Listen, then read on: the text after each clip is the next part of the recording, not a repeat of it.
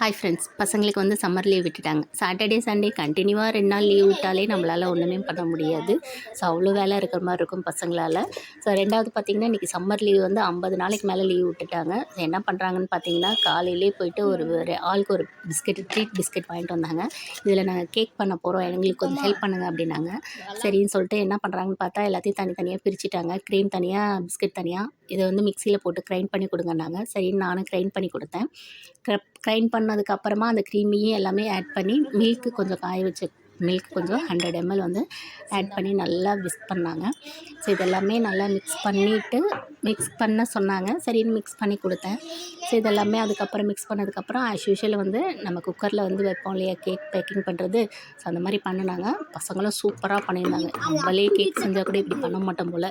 So உங்களுக்கு பசங்க அந்த மாதிரி பண்ணி எக்ஸ்பீரியன்ஸ் இருந்தால் கண்டிப்பாக எனக்கு கமெண்ட் பண்ணுங்கள். தேங்க்ஸ் ஃபார் வாட்சிங்.